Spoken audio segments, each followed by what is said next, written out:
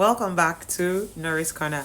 Alright, so today we're doing a review on Spiderweb Chronicle episode 3. Alright, so before we start, okay, I forgot to mention in the last episode there was this pebble that they found with two dots inside or creatures inside that they needed to unfreeze, and Margaret mentioned that author Spiderwick actually said those kind of things needed protein, and protein obviously is blood, so he cuts himself to feed the creatures inside the pebble. All right, so back into episode 3 now. So we see him, the opening scene, we see him in front trying to dig out something, which was the pebble where he had to give them his blood to grow, right? So yeah, he tried to put on the water didn't come on, and he went hysterical. Then we see him call the water people and tell them, "Oh my God, I've been cut out," and they tell him why he was cut out. That someone complained that he was wasting the water, and that's why they had to cut him off. Then he's there shouting, cursing out everything. The lady just goes like, "Okay," with very very sad talk. "Okay, just say you stop using too much water, and I'll give you back." Can you imagine? Like as if no, okay, just hurry up and talk, kind of vibe, which is funny. But anyway, there we see that happening. So when that happens, we see the burial of Lucinda. All right, but remember, Lucinda, when she had the confrontation with Mulgarath, we saw her turn into flowers, more like petals, and scatter away in the wind. But now we're seeing a dead body. Suspect. But anyway, yeah, the burial occurs. They said, but they claimed that she died of a heart attack, so people don't really talk about it because remember she has been docile for a while before she started talking now. So if you put two and two together, it might be medical reasons and it will make sense. Anyway, so yeah, that's what happens, and we see that Simon and Jared aren't available at the burial, and the mom is wondering where are they. They're inside, apparently having a talk with Timbletak, but apparently he's not having it because he wants the Graces to leave the manor, and obviously there's no place for them to go to, so that's a no, it's not going to happen. Or would it? We don't know yet. We're still in the story, so we don't really know what may happen. But anyway, we see them scurry out of the house to attend the burial. All right, so that happens, that goes down. We see Helen's mom trying to warn Helen not to follow in her footstep, that this this appeal of mystical creatures, Timbletak, all of that, she should stop it quickly before it escalates and turns into something else, and they will have to hospitalize her son at a young age, because that's what happened to Lucinda, right? But mom just kind of brushes it off like whatever. Yeah, mom brushes it off. Then we see Mallory bringing in food for the guest, and she sees Valentina, and she goes like, "Okay, what's she doing here?" Then she asked her mom and her grandma that did Valentina and Lucinda have anything to do with each other. The grandma said she did not even business what the aunt was, her great grand aunt was doing, that she was like whatever, because since she was little, she and her daddy used to scurry away and do their own things and leave her all alone, forgetting to pay bills or get food. She had to handle all of that while they were living in La La Land, so she was feeling a type of way. She's like, no, she doesn't know. But anyways, so we see her then go to the studio to meet Valentina, but apparently Valentina isn't there at the moment, but she meets one of the trainees where they talk, and girls are like, okay, if you want to come back to Valentina, you can't just come back, you need to show the workings, not just, oh, I'm best in this. You need to show her that you're ready to work, you're ready to fight. But as we're talking, ended up doing some fencing classes together just to try and see if she could improve her skills or not. Yeah. Then okay, what do we see next? All right, then we see Dr. Browning or Brown come in with belongings of Lucinda to give to Helen, because they also came with a motive trying to manipulate her to stay back and not leave. So thinking by bringing all these little tidbits of Lucinda, it will hit her emotionally, that she'll say, oh, you know what, I'm not going anywhere, I want to be close to my Auntie Lucinda and learn more about her and just find a new place for her and her family. But at first she wasn't going to stay. She was already thinking, rah, I need to leave, that it's too much and all of that. But yeah, that's what we see happening. But he leaves the belongings and leaves, or so we think, because we then see him morphed into the wall, trying to speak like Lucinda, appear like Lucinda, play the tapes magically just to try and urge her into the action of, okay, we're not leaving, we're going to stay kind of vibe. I know, which is which is not nice, because his aim is to get that failed book complete. So in any capacity, just to keep them in there, he's willing to do the work. So that's what he's trying to do, not to let the graces go without getting what he needed. So he was being selfish, as Mulgarath is, anyways. Then after that, we see him trying to dig. Not see him. We see him digging out the Lucinda's grave, and I'm wondering, okay, people, are you people sleeping? Can't you hear the? Because you can actually hear that, because shot the metal with sand and wood and rocks. Obviously, we hear that. Like there's no generator on, or music on, or TV on, and you can't hear those kind of sounds. I know, because if they hear it, that's the end of the series, right? Yeah, I know. So yeah, so we see him digging up the grave, and he opens the casket, and lo and behold, who do we see? Calliope inside there playing Tetris. Like that's the funny part. Like, okay, you stuck me here, and I've been playing Tetris since. Like, that's so crazy, right? But anyways, they get her out, and she's complaining, "Oh my god, you left me for days here. I've been playing Tetris, blah blah blah." I know, obviously. But anyways, creatures.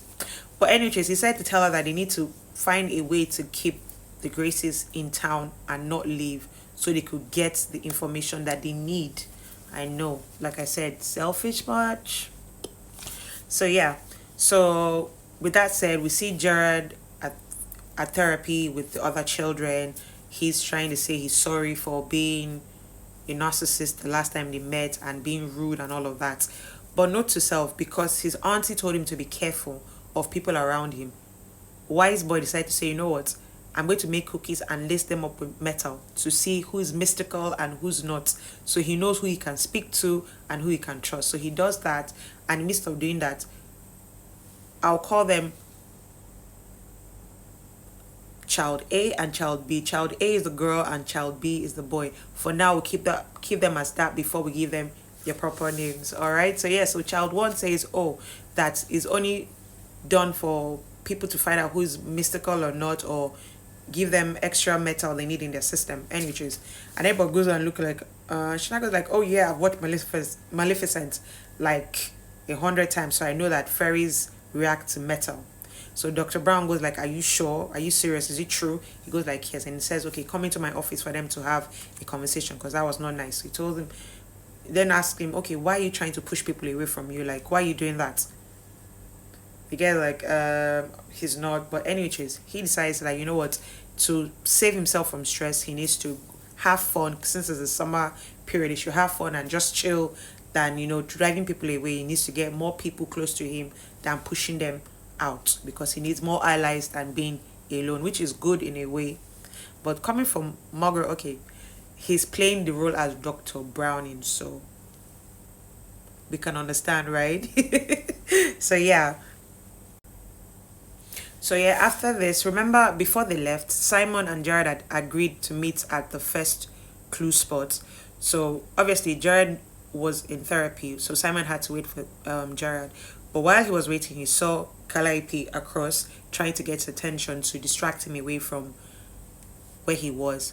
At first, it wasn't working. After a while, like, whatever. He goes and they take a walk, they're talking, and she's like, okay, trying to plant seed of discord in their midst, like, okay, why are you always doing things for Simon, for Jared, sorry, you need to find things for yourself. She's coming from a selfish way, but at the same time, it actually does make sense that everything of Simon revolves around Jared, which isn't healthy or nice for Simon. But anyways, Simon being Simon, peacemaker, loving person, doesn't want to do that, and Jared keeps blowing up his phone asking where he is, because we're meant to meet up at the clue spot. So we see Calliope trying to plant a seed of discord between Simon and Jared, obviously, because that's what Mulgarath has already told her to do, to plant seed more like to make sure they stay. So if they say things against Jared, they'll definitely have to stay or something. So she does that. Then whilst we're talking, obviously Jared kept blowing up his phone, goes like, okay, you know what, I have to go back and help. And she was like, okay, she'll follow him for moral support. So she gets there, and when she sees the ferry door, she reacts in a certain way, and Simon catches a glimpse of that quickly before she rearranges her face and her behavior, but he says nothing about it. But anyway, she helps them crack the code to open the ferry door, and she says, you know what, she doesn't want to be there because Jared is making her feel like crap. She can get that from her bed, and she leaves. Right? Cool. So they get the clue. After a while, they get the clue, and the clue leads them to another clue, where they go to the lake, and they're there where Simon and Jared had a fight because Jared kept saying, why does he always feel like he has to be right all the time, and all of that. They fight, and in the process of fighting, that led to exposing how they could see the next clue. So they see that, and child A was trying to take a record. It goes like, we don't want anybody to have any record of anything, so you don't get attacked or all of that. That's why he didn't want them to come with him. But anyways, on their way back, they make a pact that, you know what, they're going to be the clique to be finding out all the clues around, since they have different skill sets. So yeah, so Calliope goes home, obviously, and she sees Mulgarath grinding liver and all of that, and he's like, okay, one of my sources just told me they found a puzzle, more like a clue, and you are here. She not goes like, oh yeah, she knows what she's doing, that she not stressed, but he gets upset and puts her close to the meat, and you can see her face burning in the affect of that. All right, anyways, so yeah, so back in the house, when they go back to tell their mom what's happening, remember she's still having a conversation with her mother, right? So her mother sees him come, that's Jared coming with the paper, saying, oh, this is one of the clues that Aunt Lucinda asked them to go get, and she goes like, see what I'm saying, and in the fit of rage, she tears up the clue, and everybody's looking like, whoa. I remember Helen wasn't going to stay, but because of what her mom did, that made her decide, like, you know what, I'm staying, we're not going anywhere. So the mom gets upset, and they call an Uber. Meanwhile, the kids go find their grandma and sees her up in the attic, and they try to explain. She said, oh, Timber, the elf, Timbletack, sorry, left this for her. She goes like, no, it's not for me. Maybe he wants to be friends with them. But they should remember one thing, in the midst of everything that they're doing, they should remember that they love each other. So that is key. Love and believing in each other is the key to solve anything, really. So she tries to remind them that love supersedes everything. So they should remember that, but she leaves them. But anyway, so they are still there in the attic, and Jared concludes that, yo, tell Simon that, okay, I actually believe now this is too much. He wishes great Aunt Lucinda was around to help her, because it's too much for a child to handle. Like, there's too much things happening that he doesn't know where to start from. He needs help. So he tells Simon that, okay, they should give it another go with Timbletack, and maybe he'll be open to assisting them now. But Timbletack had another thing coming. He says, no friends. I don't know you. I don't want to know you. And he ends up breaking an arm, and they rush him to the hospital. But apparently, the mom already called the doctor to tell him that, okay, this is what's going on, because she doesn't understand what or why he fell and broke his hand. So she calls the doctor. So they are in the hospital talking to the nurse and everything. Then Simon turns around and sees Calliope sitting down. So like, strange. But he didn't know that mom had called. So he sat down and told her that, okay, what are you doing here? He goes like, oh, your mom called my dad on her way and let him know what's going on. Dad's actually looking for them in the hospital and everything. So he now says, okay, that, oh, I don't think you smell, but I think you're a creature. You're a type of creature, because he smelled something else. And the way she reacted to the door when she got there, said, but he's not going to tell his brother. He just wants to let her know that her secret is safe with him, but he knows that there's something different about her, but he's not going to tell. And she's wondering that, okay, if it was her, she would have spilled the bean, since like, okay, strange person and all of that. But she's shocked. Anyway, she leaves the hospital. Then we see in the closing part of the episode, which is key and crucial, very, very, very crucial. So, anyways, we see Simon, we see Simon,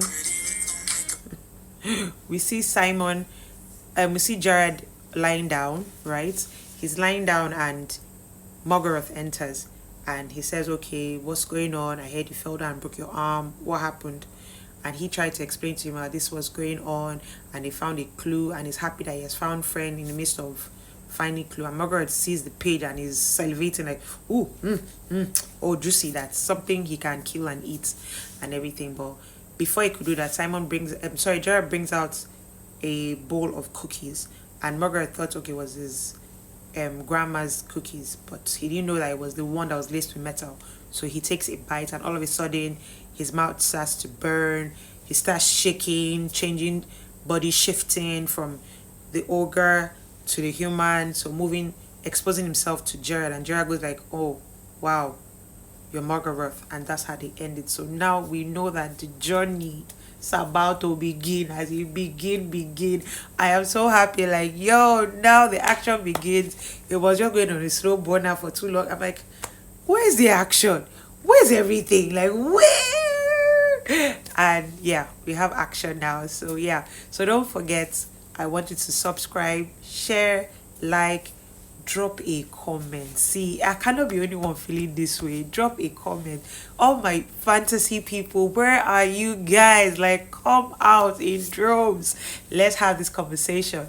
But anyways, as for doing this, I'm going to be rushing back to watch episode 4 so I can come back and give you some juicy tidbits. All right, don't forget, we're building a community one block at a time. So bye.